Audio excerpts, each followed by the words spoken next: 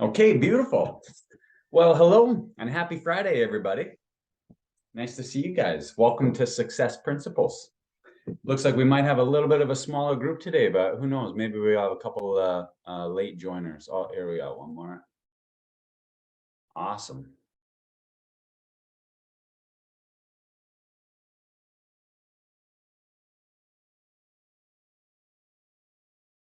All right.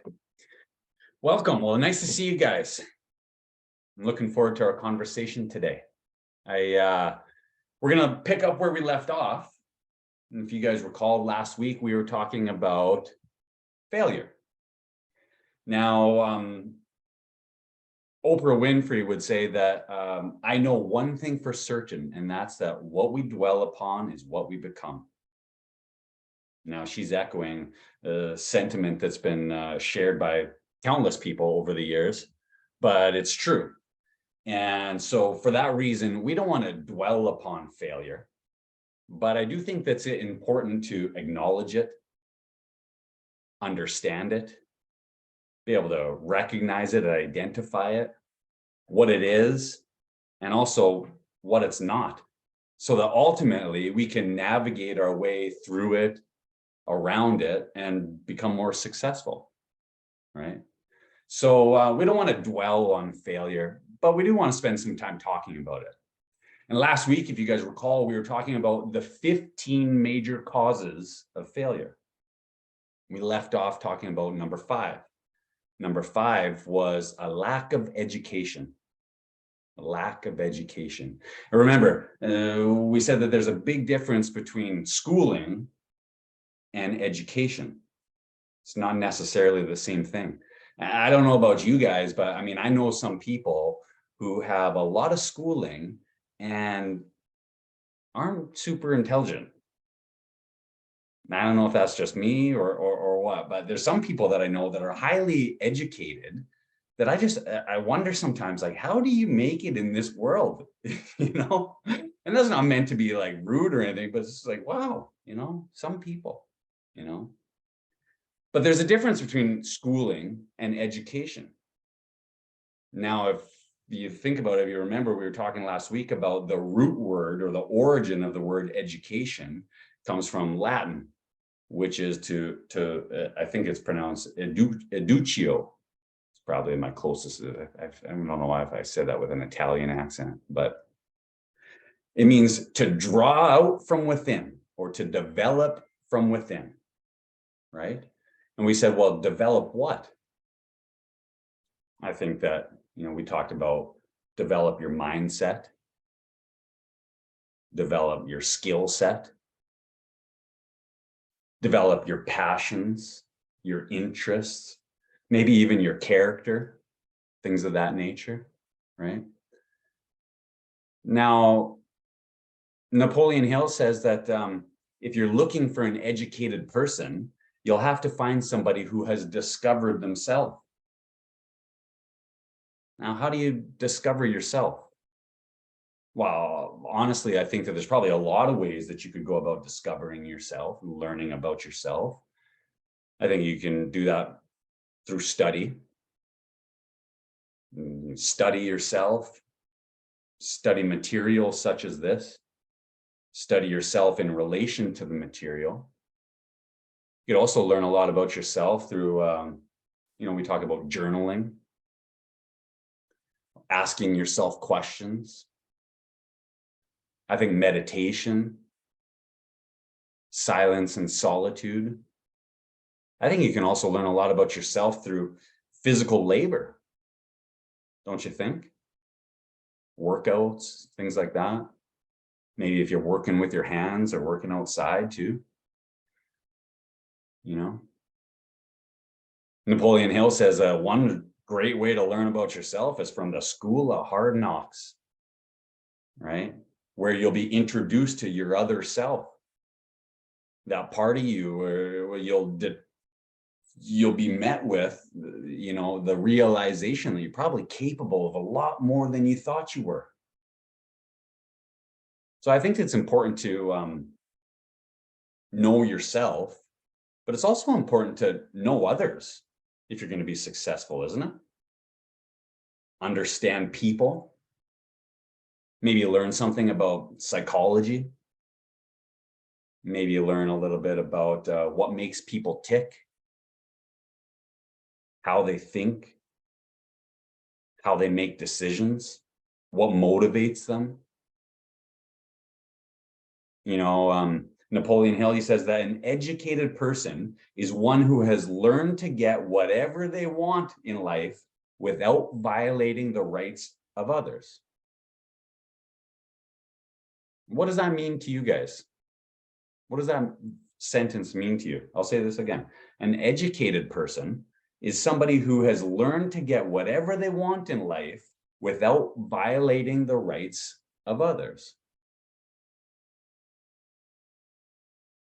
So what does that mean to you? Or how would somebody go about doing that?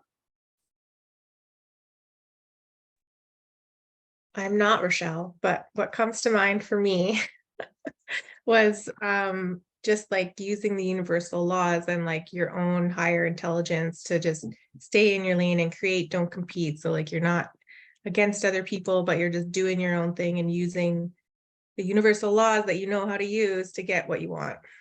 Okay. So using the universal laws to get what you want. Okay. Staying in your own lane. Just worrying about you and what you can control. And creating rather than competing. I like it.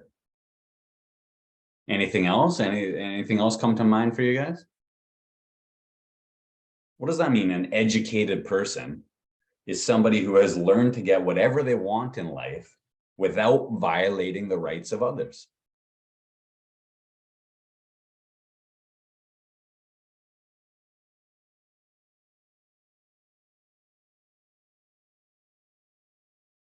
How do you get whatever you want in life?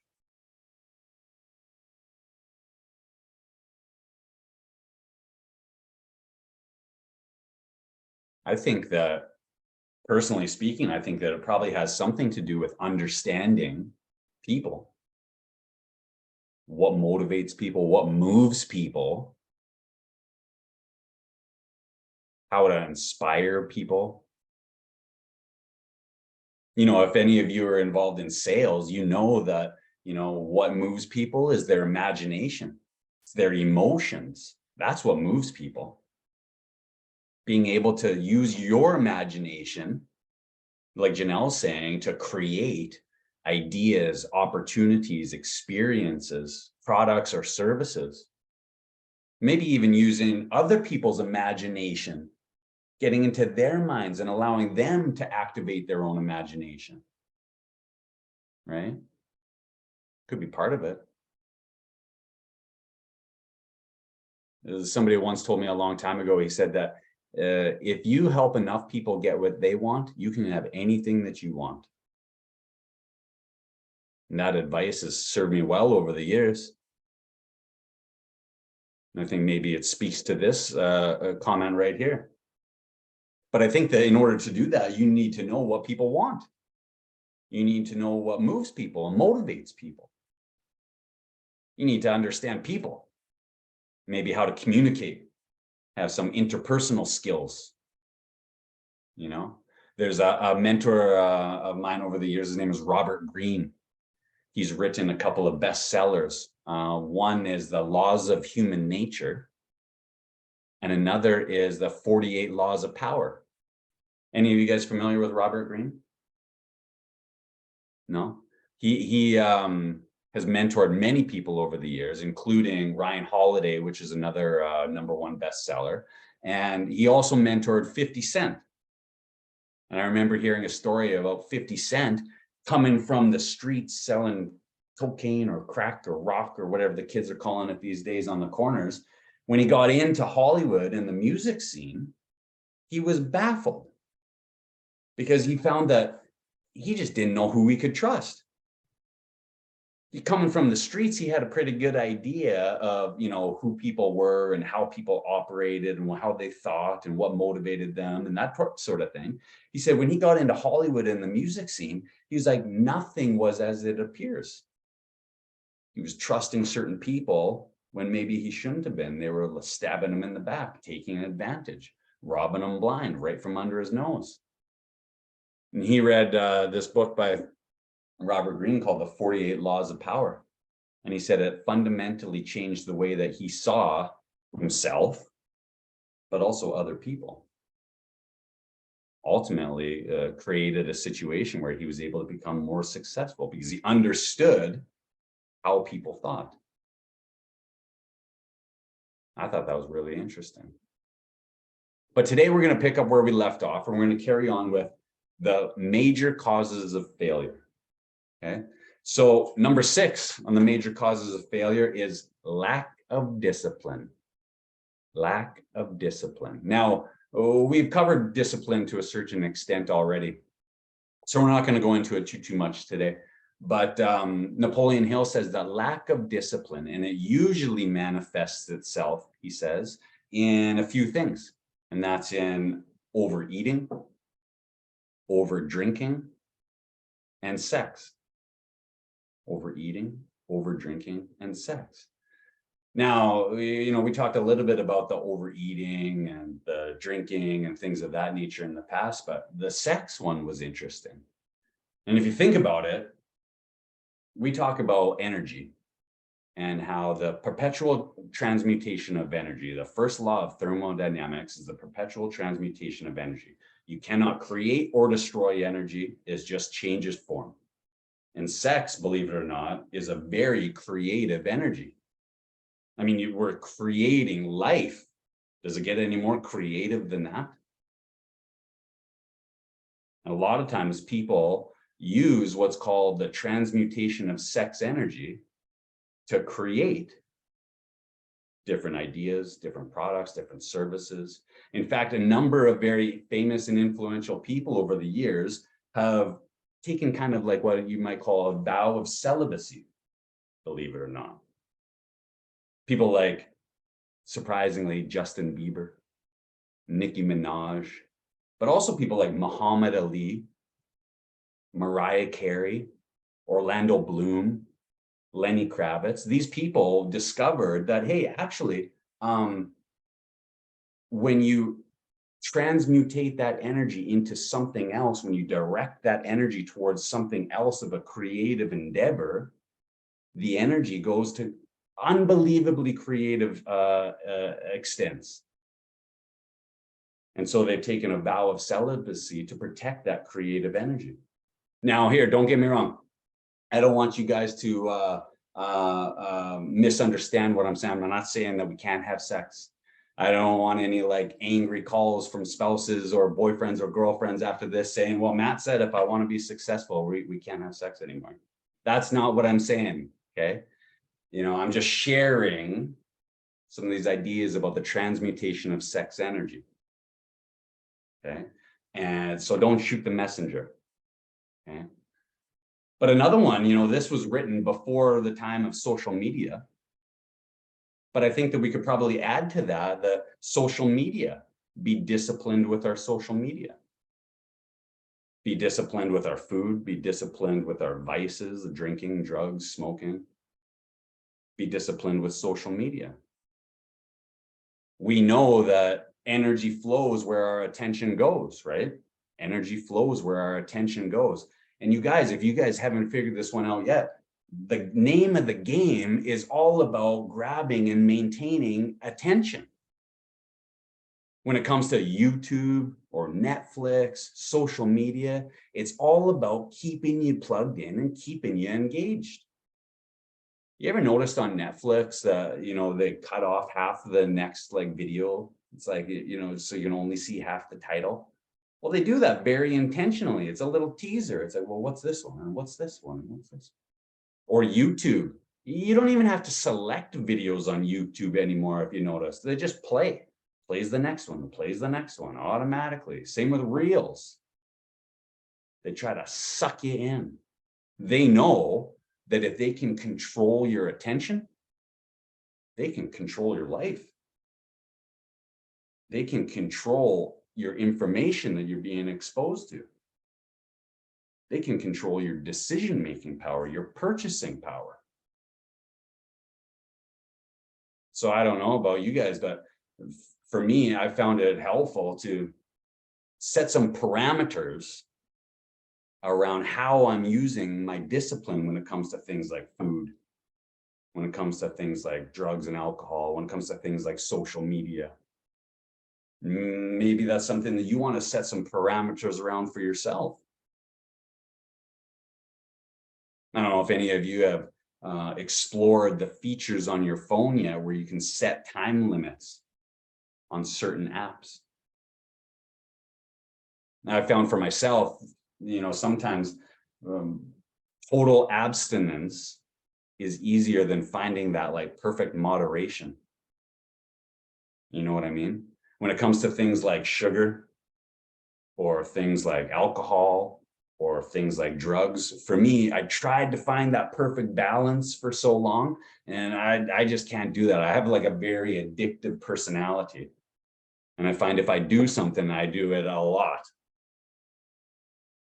whether it's good for me or not. So I have to find ways to like channel that towards positive habits, things that fuel me rather than destroy me. So that's just me though, but I think that being able to choose and set parameters around where we're spending our attention, where we're spending our energy, how we're using our self-discipline, right? Number 7 on the list of the 15 most common causes of failure is a lack of ambition to rise above mediocrity.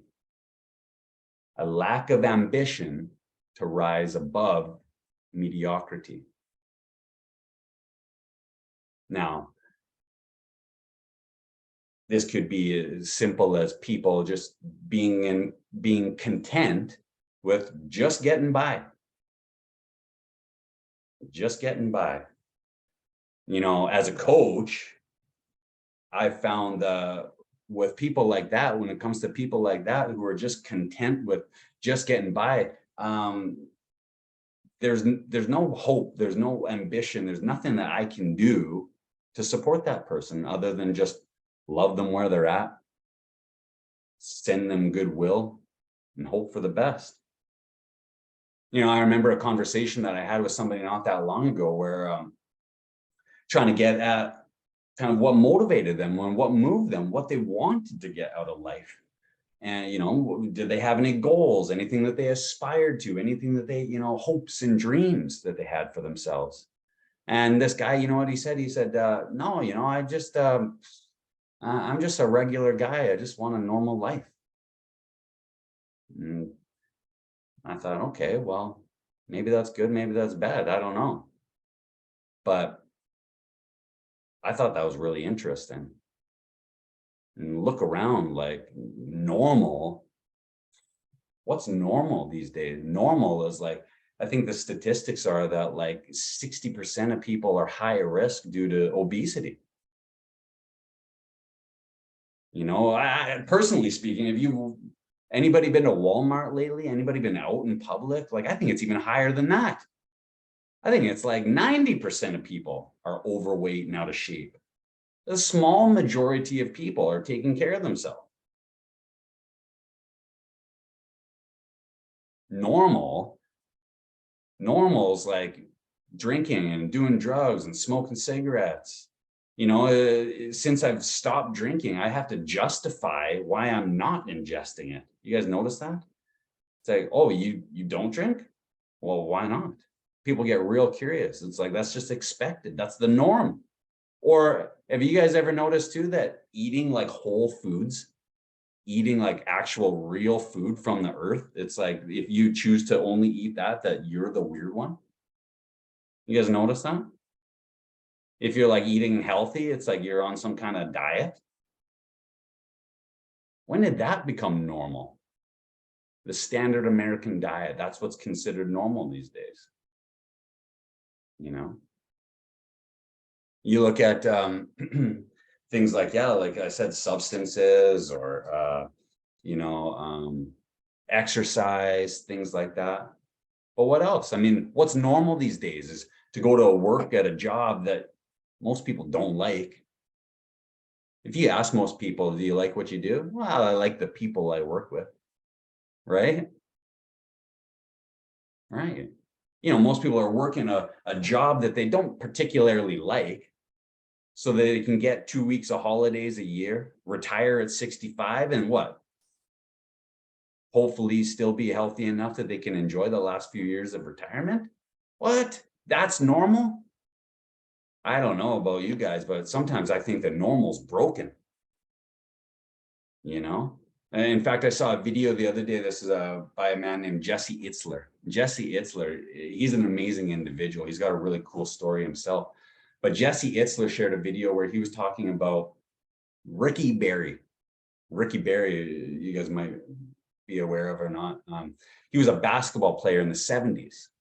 Okay. And what was unique about Ricky Berry is Ricky Berry shot his free throws from the free throw line underhand all the time. That's how he did that. That's how he shot his free throws. What else is interesting about Berry is he holds an all-time record for accuracy from the free throw line. Ricky Berry still holds this record today, shot 94% from the free throw line. Somebody like LeBron is like 80%. I think the standard of the average is like about 70. But this guy was shooting 94%, shooting underhand. That was back in the 70s. Now, since he played, about almost 3,000 people have been drafted into the NBA since he played. Okay. Do you know how many of them shoot free throws underhand? 0. None. Nobody. Why? Well, because people don't want to be different. People don't want to be criticized. People don't want to be ridiculed. People want to just shoot normal, even if it's at the expense of their accuracy. Isn't that interesting? I don't know. To me, sometimes I think that normal's broken. I think it was Mark Twain that said, anytime you catch yourself going the direction of the majority, you better stop and question. Is this right for me? Is this working for me? Just because it's normal doesn't necessarily mean that's the best route. You know what I mean? I think that's interesting. At the very start of our conversation of success principles, I shared with you guys a quote. I shared with you guys a quote from Think and Grow Rich, and it says that remember that no more effort is required in life to aim high and demand prosperity and riches than it is to aim low and accept misery and poverty. No more effort is required to aim high in life and demand prosperity and riches than it is to aim low and accept misery and poverty. I think of that often where it's like, well, if we're just going to accept what comes to us and accept misery or accept poverty, if it takes just as much effort, just as much determination, why not aim high and demand the best? There was a poem in Think and Grow Rich, and if you guys have read this, this might sound familiar, but I read this a while ago and it always stuck with me. I'll read it to you guys here. It says that I bargained with life for a penny and life would pay no more. However, I begged at evening when I counted my scanty store. Life is just an employer. He gives you what you ask. But once you have set the wages, why, you must bear the task. I worked for a menial's hire only to learn dismayed that any wage I had asked of life, life would have willingly paid. Life would have willingly paid. Now, to me, that just speaks to the importance of setting big goals. Asking the universe and allowing yourself to dream big. A lot of times we won't even allow ourselves to dream big or entertain an idea of success. Sometimes we're our own worst enemy with that, aren't we? And when it comes to a lack of ambition, or desire to just remain mediocre, well, life will give you whatever you ask. But why not ask for the whole kit and caboodle? Number 8 is ill health. Ill health, usually due to improper eating, improper thinking, and a lack of exercise. Improper eating, improper thinking, and a lack of exercise. Now, this one's really interesting. And we've talked before about how the power of the mind, we can actually make ourselves sick based solely on the thoughts that we allow ourselves to think, can't we?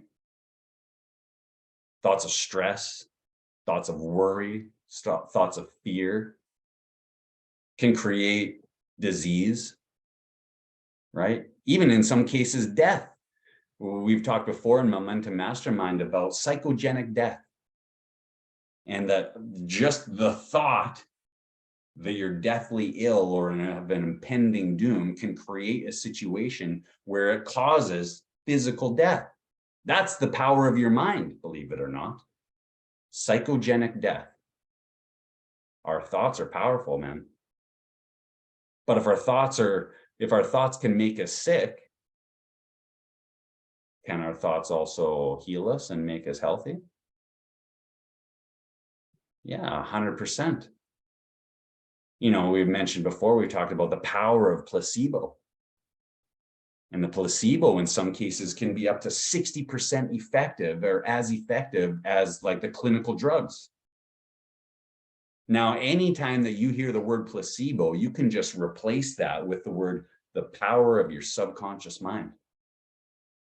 That's what that is. That's the power of your subconscious mind. It's the power of your thoughts, the power of belief. It's that placebo. It's interesting. The USA, it accounts for about 5% of the world's population. USA accounts for about 5% of the world's population, and yet it accounts for about 50% of the pharmaceuticals that are ingested. Isn't that interesting? Well, if you did the math and you thought about it, and if that made any sense, well, then the USA would probably be the #1 healthiest country in the world. Up there anyway. They're ingesting that many pharmaceuticals. They're ingesting 50% of the world's pharmaceuticals. That's more than Germany, more than France, more than the UK, more than Canada, more than all of Asia, and more than all of South America combined. That's how many pharmaceuticals the US ingests each year. And yet they're nowhere near the top of the world's healthiest countries. In fact, they're number 45. Interesting, isn't it? Now, our thoughts can make us sick. Our thoughts can also heal us. I think too that like the foods that we ingest, he says improper eating, improper thinking. Well, improper eating, you look around, the standard American diet produces the standard American disease. High blood pressure, heart disease, things of that nature. There's people on this call who are probably more educated in that than I am. People who probably speak to that. Personally, I think that our bodies are like the best pharmacy that we have access to. Our bodies and the foods that we ingest are like the best pharmacies that we have access to. You see, our body, the natural state of being is healthy. And oftentimes when we remove toxins and when we stop ingesting the junk, our bodies have a way of healing themselves, don't they? Is that true, Melissa? Yeah, of course. And one thing I always tell my clients, like when they're struggling with, whole food diets, and, continually trying to stay on like a healthier lifestyle path that they're on. And, sometimes they make bad choices or they have hiccups along the way. And something that's always worked for me, as I always remind my clients, is that for every single morsel of food you put in your body, you're either fighting disease disease or feeding disease. Mm. That's it. That is the truth. It's a You're either very growing simple, or you're dying. yeah. Interesting. Yeah. Yeah. So But would you agree with the statement that our body's natural state is one of health, like left to yes. its own devices? Oh yeah, yes. Okay. Yeah. I think like the human body is always seeking homeostasis. Right. That's the word that comes to mind for me too.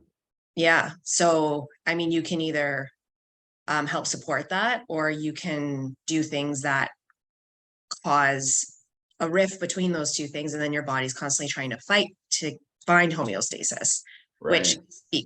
equals inflammation, and just like, which then affects your thoughts. Right. 100%. Yeah. You know, nature's the same way. Yeah.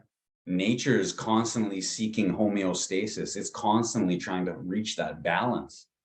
In fact, there's an amazing, I'll call it a documentary on Netflix, I believe, and it's called The Biggest Little Farm. If any of you guys are familiar with that, it's incredible.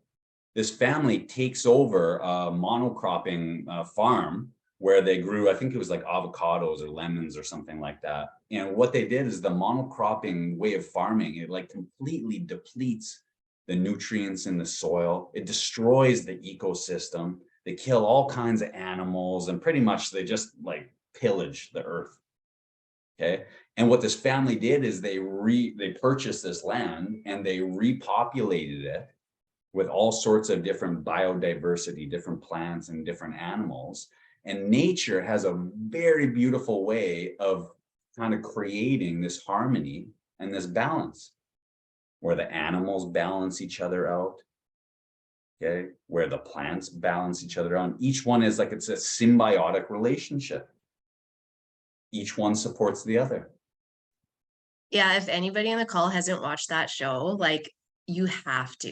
It It's is amazing. I've watched it like 5 times because it's obviously unique to watch and see like Mother Nature at its best and just do its thing, but like it's such a feel good show too. Like it's so amazing. Yeah, I love it. It's one of my faves. It's super cute. They actually have a sequel for it now too. I don't know if you saw that. So it's like part 2, a follow-up. It's just a short, it's like 30 minutes instead of the full length. But I think our bodies are the same. You know, exercise, nutrition, and proper thinking, we have the ability to create health in our own minds and in our own bodies based on what we're allowing ourselves to entertain. The thoughts, the foods, the habits, things of that nature. So ill health is number 8. Number 9 is the unfavorable environmental influences during childhood. Unfavorable environmental influences during childhood. So, you know, we've talked before about like the kind of programming that takes place during those early years, right? The unconscious programming that becomes our operating system. Now, unfavorable influences, you know, one could argue that all of us are probably exposed to some of that to a certain extent. Probably some more than others, obviously, you know, but all of us probably, you know, had some sort of traumatic instances or upbringing or things that left an indelible mark on our hearts or on our souls, pains, challenges, obstacles, things that as adults now we have to overcome. Right? Now, I've often said before that, you know, you are not to blame for your childhood, your upbringing, your programming, or your conditioning, but you are responsible for it. There's a difference. You're not to blame for your programming, but you are responsible for it. Now, as an adult, and you can choose to point the finger and lay blame, but really, are our parents any more responsible or any more at fault than we are? In my experience, I've had to come to terms with the fact that, you know, my parents were just doing the best that they could with the tools that they had and the resources that were available to them and the conditioning and the programming that they received. Plus, it doesn't do me a whole hell of a lot of good to point the finger and blame somebody else. It doesn't fix anything. It doesn't solve anything. The blame game is one of the most popular games in the world, but nobody wins at that game. So unfavorable environmental circumstances in childhood. The truth is that sometimes our friends and family can be some of our greatest obstacles, can't they?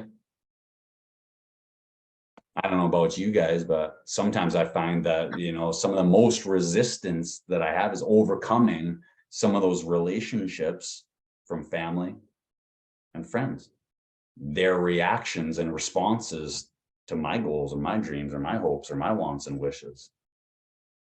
Melissa. I actually watched a video yesterday, and it kind of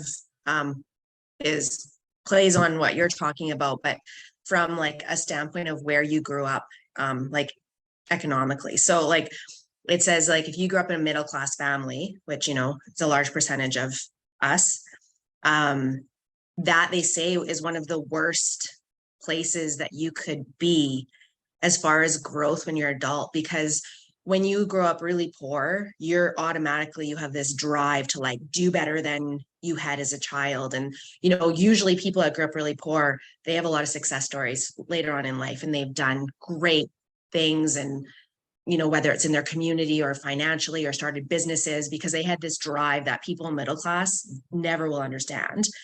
And then people in upper class families, you know, they already had a path laid out for them. They didn't have to worry about financials. They could go to the university or they could do what they wanted, and they were supported financially. So they never really had to worry. Maybe there was businesses handed to them, that sort of thing. And they say, so the middle class is where you're comfortable. Right. You know, you're comfortable. It's okay. Like you got Christmas presents and birthday presents. So you felt like, hey, life's okay. Life's good. And it puts us in this mindset like that, this is what life is. And I found that really interesting, because that's definitely the way I grew up, like in a middle class family. And it's comfortable, and it just kind of sets out this like pace and this like way of life that we kind of come to believe, or a lot of us maybe come to believe, to think that like this is what life is and this is normal. 100%. And I found that very interesting video to watch, and it, you know, goes with the whole our environment growing up. Well, and kind of speaks to what we were just talking about a few minutes ago, as far as the lack of ambition or that complacency, the lack of ambition to become anything other than mediocre. Where it's like, if you're complacent, if you're right in the middle, there's no real drive, there's no real motivation to change. Things are comfortable. Things are pretty good. You know? And I think that you're absolutely right. That can be a limiting factor too.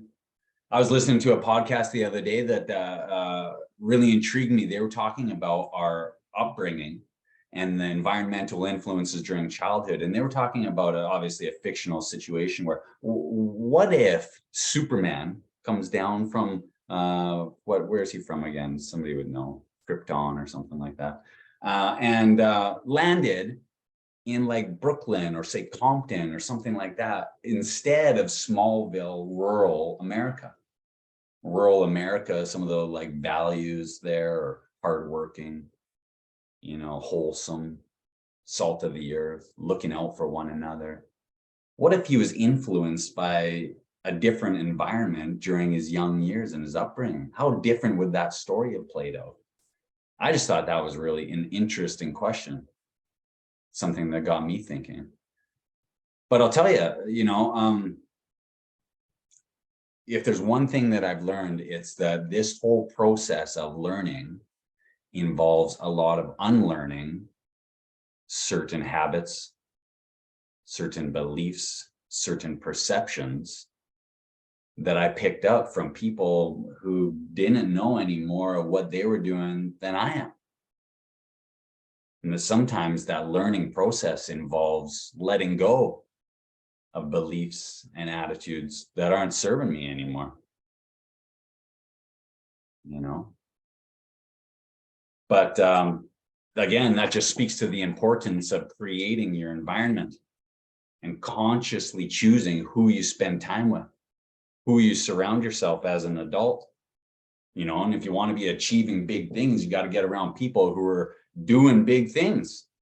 The thinkers, the dreamers, the doers, you know, the ones that are moving and shaking and making big things happen. Because when you get around people like that, that will change your perceptions of what's possible. And it's hard not to get caught up in that, isn't it? It's hard not to absorb some of that.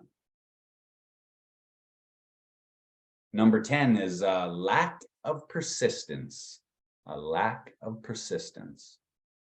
We've talked about persistence in the past, and here this is an MJ original. I think I coined this. At least I don't remember ever hearing this from somebody else, but I've oftentimes said that eagerness is common, but endurance is rare. Eagerness is common, but endurance is rare. And I've often, you know, shared that in relationship to people's goals. I saw that a lot in the gym, where it's easy to be excited and eager about a new gym routine for the first week or two. Woo! It's new, it's novel, it's fun. After a couple of weeks or a couple of months, it's like, oh, I got to do this again? Geez, does this ever end? In Napoleon Hill, he says, we're all good starters, but few of us are good finishers. We're all good starters, but few of us are good finishers. And now let me ask you, would you guys agree with that statement? Is that true or is that false? Would you agree, disagree, and why? Jamie, you would agree with that? And why do you say that? Sorry, I just have a little cold. I just think, like what you said, just people get bored. They like the new things. So, and obviously, you know, continuing doing the hard thing, you know, there's no comfortable level that they want to stay in. They have to keep doing the hard thing, which not everyone wants to do. People like new stuff. They like variety. Mix it up a little bit. Anybody else? Anybody disagree with that statement? We're all good starters, but few of us are good finishers. Agree or disagree?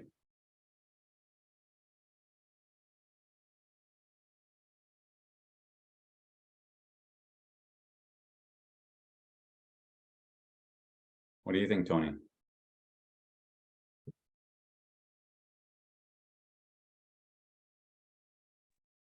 I agree with that statement for sure. I just think that, yeah, people are ambitious and want change, but then when it comes down to doing the work and being disciplined, it does, and it goes against the grain a lot of the time. So we don't want to do that. Yeah. Right. Right. Can, huh? Yeah. You know, I read that statement and I disagreed with it. I don't disagree with Napoleon Hill often, but I disagreed with that statement. And he says, we're all good starters, but few of us are good finishers. And I thought to myself, I don't know. All is pretty all encompassing. When you say all, do you really mean all? Because I know a lot of people who stop before they even start. I know a lot of people who let fear get in the way before they even try, who procrastinate, put things off. We're waiting for the perfect time, the perfect situation. I don't know. I think some people are good starters and some people are good finishers. But I think that absolutely everybody must pass the persistence test. I mean, we're talking about a lack of persistence. You absolutely need to persist once you do start. If you're willing to start, you will be met with trials, adversities, challenges, 100%. That's not an if, that's a when. Now, are you willing to pass the persistence test? Napoleon Hill says that quitting is the only thing that guarantees failure. Quitting is the only thing that guarantees failure. But I have a question for you guys. Like, when is it okay to quit? Is it ever okay to quit? What would you think? Or what is it okay to quit?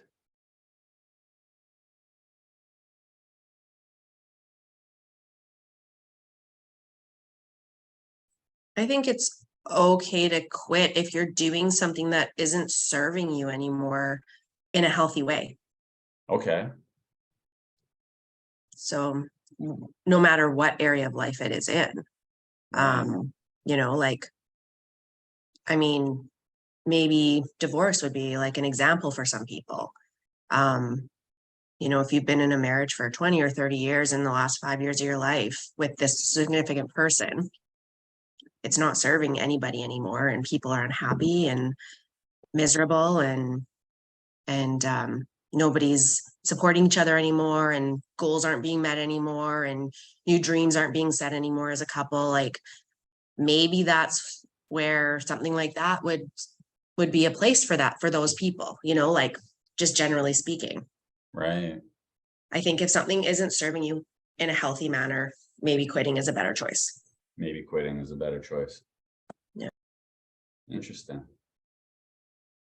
I would agree with that. You know, I look back at different things that I've quit over the years, different things that I've had to let go of, and habits for sure. And I know I speak pretty openly about this, but like drinking, that wasn't serving me.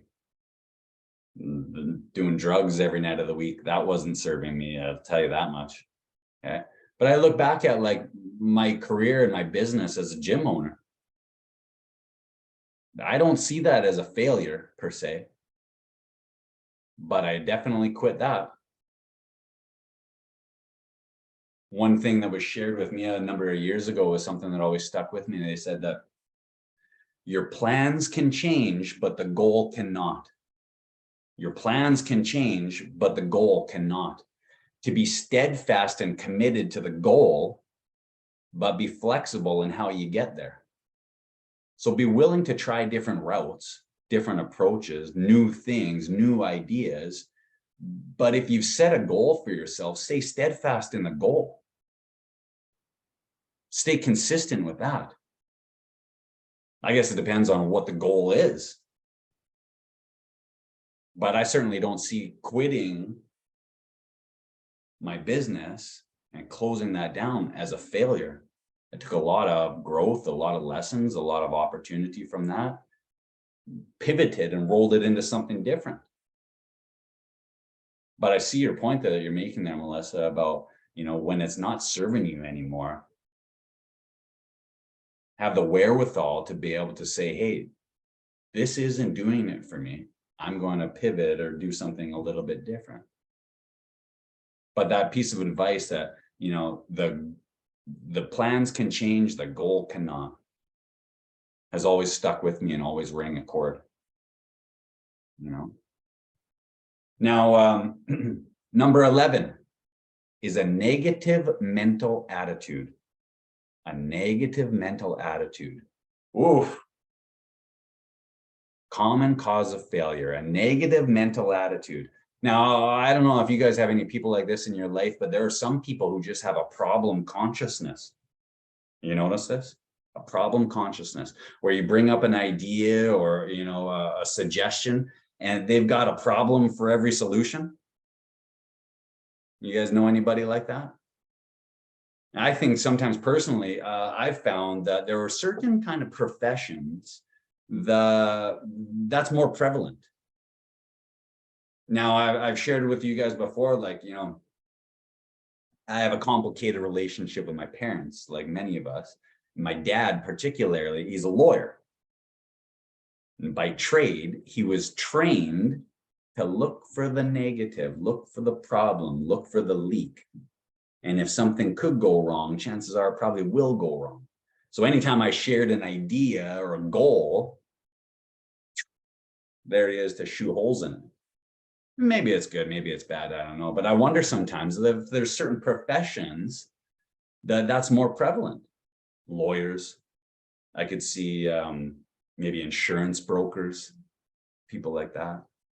I don't know. We got Skylar on the call. Skylar, do you see any of that in like engineering? Like I would imagine that you guys would need to be keenly aware of risk, on the lookout for what could go wrong in any given situation. Would you agree? Absolutely. Yeah, you have to make sure even the smallest overlook could result in a very bad outcome. So you got to be very diligent in your analysis.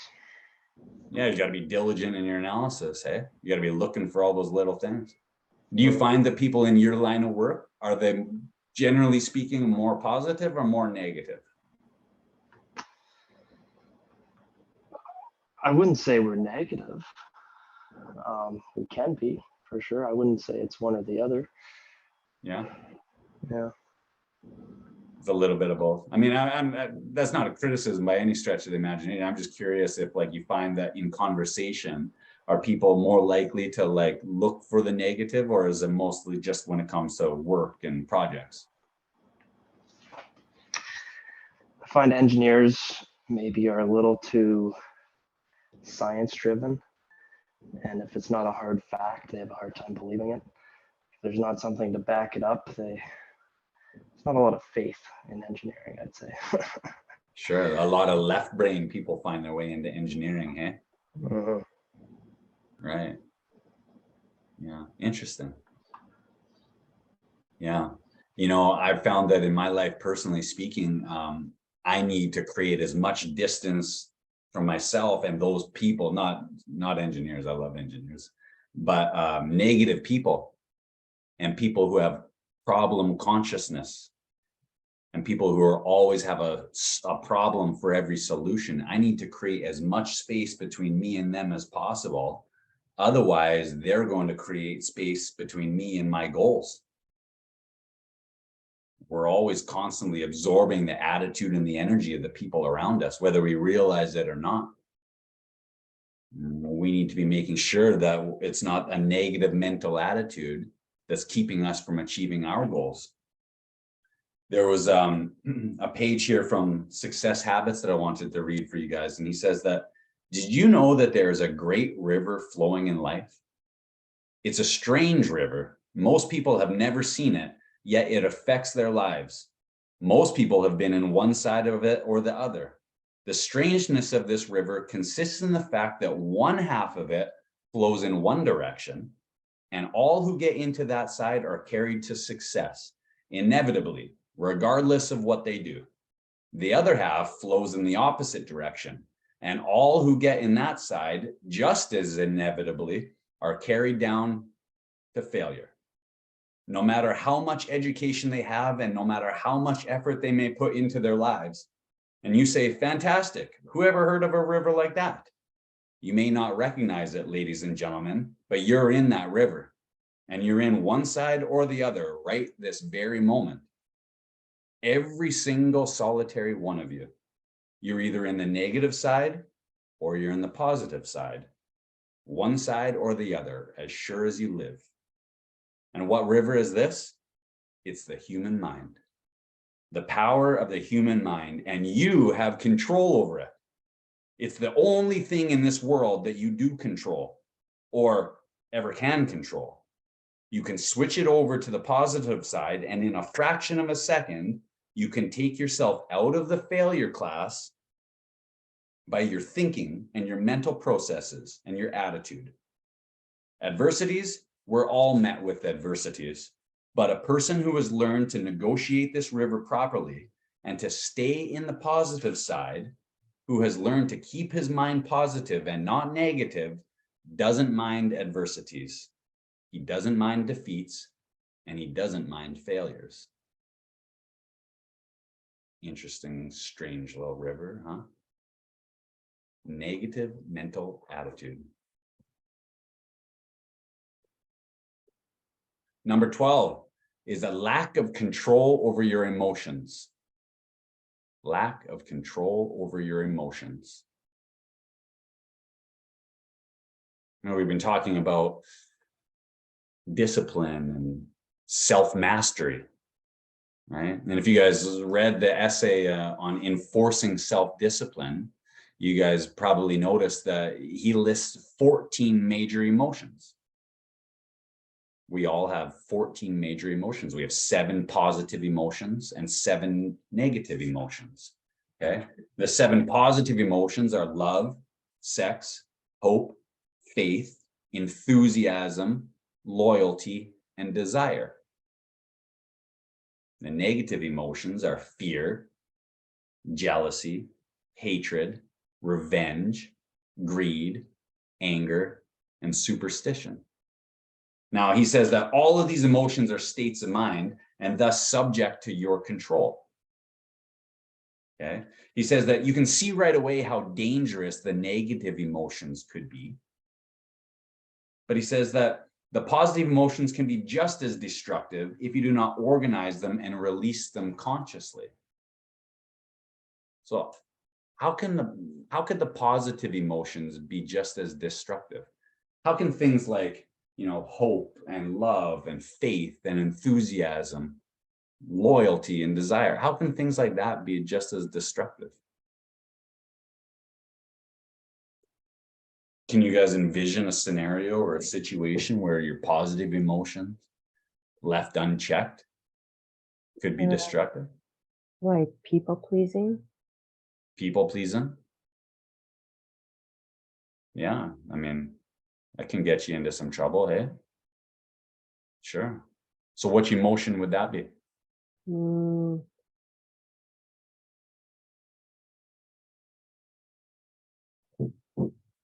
I can't remember all of them that we said.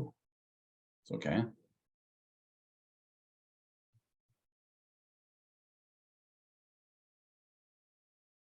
Maybe it could fall under hope.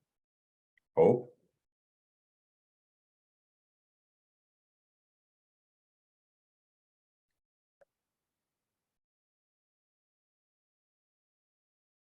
What do you think? Would you agree with that your positive emotions could be just as destructive? Well, there's a saying like, looking for love in all the wrong places, right? So maybe you're settling and accepting different people into your life because you love, right? Everybody loves Right. love. And so we seek it in different ways and different forms, in ways that could be really unhealthy for our personal selves. And we attract and draw things that maybe we don't serve us or that we don't need because we love that feeling Right. and we crave it. We crave it. Yep. Yeah, we all need it, don't we? Yeah. Yeah. Yeah. There's a couple of things that come to mind. Like, yeah, you maybe have heard that phrase that loyal to a fault. Right? It's kind of cliche, but there's, always some truth to some of those cliches, isn't there?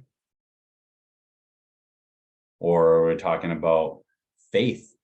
How can that be destructive? But when we talk about blind faith, there's a difference between blind faith and applied faith, isn't there? In that essay that we shared, the applied faith, there's a story about that preacher up on the rooftop waiting for God to save him from the flood. That's simply blind faith, where you're waiting for something to swoop down and save you. 3 boats go by and he refused to jump in. When he gets to heaven, he says, God, what the heck? And I thought you were going to save me. Where were you? He says, well, I sent 3 boats. What else do you want me to do?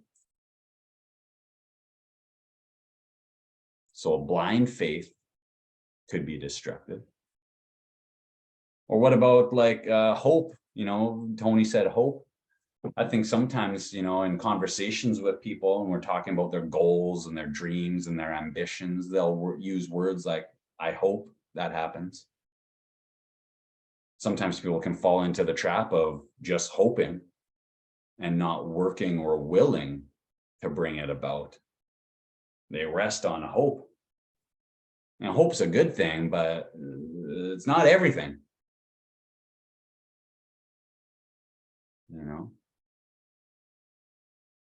Or what about enthusiasm?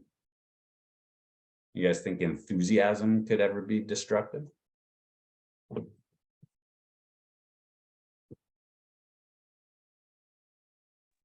Maybe if it's like, I don't want to say not realistic, but if your enthusiasm and your, I don't know, something about your expectations, maybe not. Something about what, sorry, If there's Tony? out of alignment there, like if you're super enthusiastic about something that's just not even in your reach, I don't know, I think that could get you into trouble. Maybe, yeah. I don't know. Personally, I like enthusiasm. I like people who are expressive and who are interested in things and are passionate about what they're doing. Is there a line there? Oh, I think sometimes you ever meet those people who are just like golden retrievers and they're just all over you and it's like they're just a little bit over the top. Sometimes those people are like, okay, that's enough already. But hard to fault somebody for being passionate, you know what I mean? Anyway, this week, okay, I want you guys to spend some time kind of taking inventory of yourself and where you land on some of these, causes of failure. I think to a certain extent, they're prevalent in each and every single one of us. Some more than others. We're all going to have to overcome them to one degree or another. And I think that the more awareness we have and the more understanding we have around the causes of failure, the more power we have in navigating them, identifying them, avoiding them, and ultimately leading us to success. So I hope you guys have a great rest of your day. Have a wonderful weekend. I look forward to speaking with you guys soon. Take care, everybody.